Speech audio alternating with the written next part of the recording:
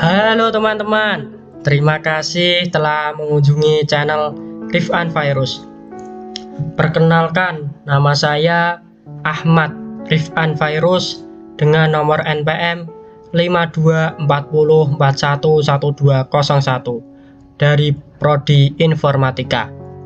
Nah, di sini saya akan menjelaskan website yang telah saya rancang dan saya buat untuk memenuhi tugas dari Bapak Murti Retnowo Eskom MCS selaku dosen pengampu mata kuliah pengembangan web dan mobile. Nah, langsung saja teman-teman, kita masuk ke pembahasannya. Nah, di sini ada from login ya teman-teman. Sebelum kita masuk ke website kita itu, kita harus login terlebih dahulu. Nah, langsung saja kita isi username kita ya teman-teman. Kita isi dengan Rifan12. Untuk passwordnya itu kita buat. Nah, selanjutnya kita login ya teman-teman. Nah, seperti ini tampilan website saya ya teman-teman. Nah, di sini juga terdapat slide bar ya teman-teman. Nah, di dalam slide bar ini terdapat menu-menu. Menu yang pertama yaitu ada menu dashboard ya teman-teman. Nah, seperti ini. Yang kedua yaitu ada menu master data, dan yang ketiga ada menu transaksi, dan yang keempat ada menu laporan, dan yang terakhir ada menu user. Nah, langsung saja kita masuk ke pembahasan yang pertama yaitu menu dashboard. Nah, seperti ini tampilan dashboard sistem saya. Nah, di dalam dashboard sistem saya terdapat card, 3 card. Yang pertama yaitu ada produk, yang kedua ada transaksi, yang ketiga ada laporan. Nah, di dalam card yang pertama yaitu card produk ini kita bisa melihat produk apa saja yang ada di dalam toko kita atau yang ada di website ini. Nah, kita bisa melihat melalui card produk ini. Yang selanjutnya ada card transaksi. Nah, card transaksi ini kita bisa melakukan transaksi seperti penjualan dan pembelian ya teman-teman. Nah, yang ketiga yaitu ada card laporan. Di dalam card laporan ini kita dapat menuliskan laporan penjualan kita dalam suatu periode tertentu, atau dalam 1 bulan ataupun 1 tahun. Itu dituliskan di sini supaya ada bukti laporannya kalau kita itu sudah melakukan penjualan. Nah, itu dituliskan di laporan ya teman-teman. Yang selanjutnya yaitu ke menu master data ya teman-teman. Nah, di menu master data ini terdapat 3 fitur ya teman-teman. Nah, langsung saja ke fitur yang pertama yaitu daftar produk. Nah, seperti ini tampilannya teman-teman. Nah, di dalam daftar produk ini kita bisa melihat produk-produk kita. Nah, ini nama produk kita. Seperti ini gambarnya, penulisannya, dan ini juga ada harga satuannya ya teman-teman. Seperti ini. Selanjutnya yaitu ada fitur kategori ya teman-teman. Nah, ini dalam fitur kategori ini kita bisa melihat barang yang kita miliki itu berkategori apa atau berkategori apa. Nah, itu bisa kita lihat di sini. Ini contohnya handphone ya teman-teman. Handphone ini berkategori elektronik. Dan ada contoh lagi buku tulis. Buku tulis ini berkategori alat tulis. Nah, gunanya seperti itu, membedakan ya teman-teman. Nah, ini ada banyak contohnya, bisa dilihat. Selanjutnya ke fitur yang ketiga ya teman-teman, yaitu ke fitur stok gudang.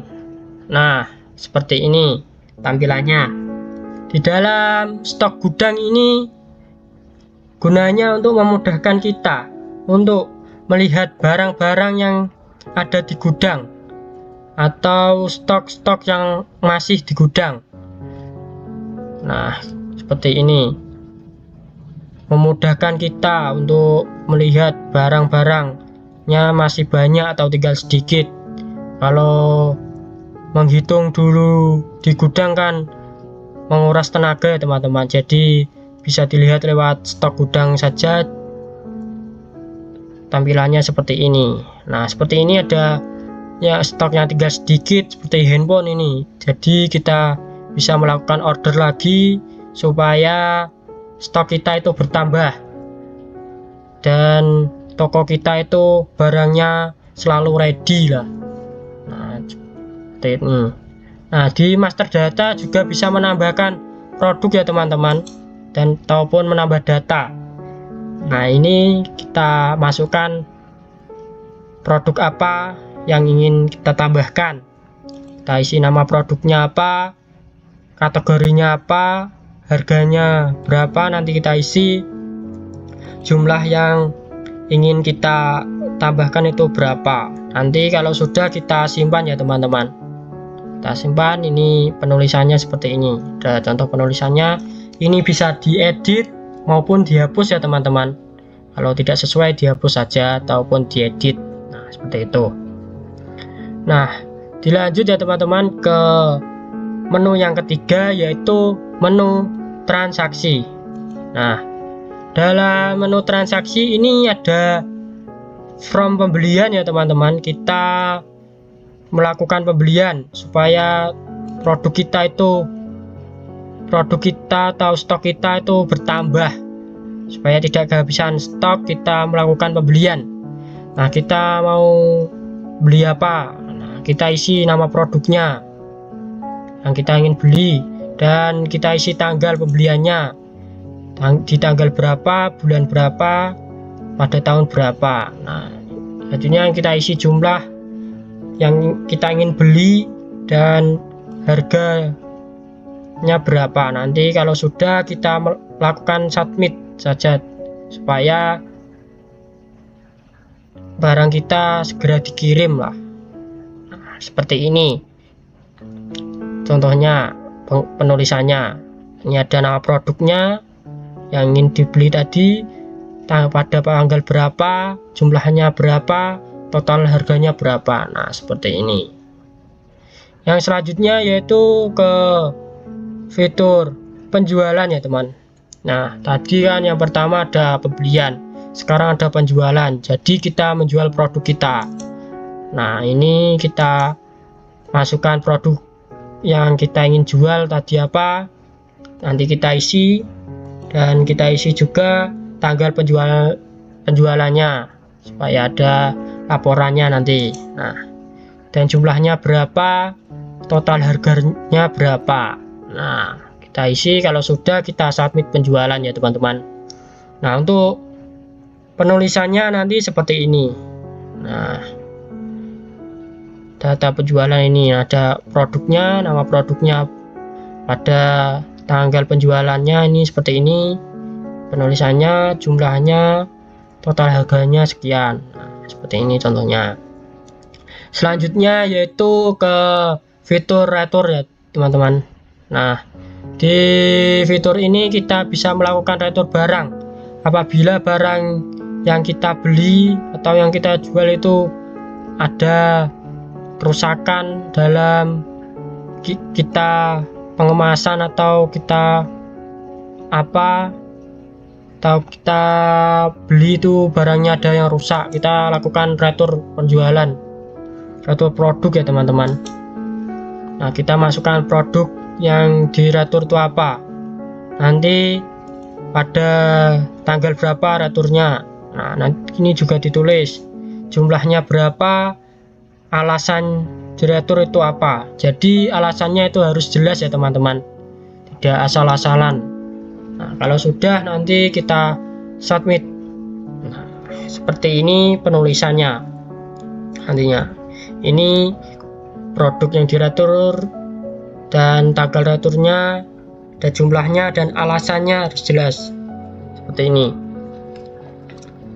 Selanjutnya yaitu ke menu laporan ya teman-teman. Nah, di dalam menu laporan ini terdapat kita melihat laporan penjualan kita. Nah, seperti ini laporan penjualannya, supaya ada historinya lah, supaya ada bukti yang jelas kalau kita melakukan penjualan. Nah, seperti ini penulisannya ya teman-teman. Selain itu kita juga bisa melihat laporan laba rugi ya teman-teman. Nah, seperti ini contohnya. Nah, ini laporan laba ruginya, ada keterangan dan jumlahnya. Selain itu juga bisa melihat pendapatan kita. Nah, ini tampilannya, ini sumber pendapatan kita, jumlahnya seperti ini pada tanggal sekian dan sekian. Nah, ini ya teman-teman. Selanjutnya di laporan kita juga ada menu, ada fitur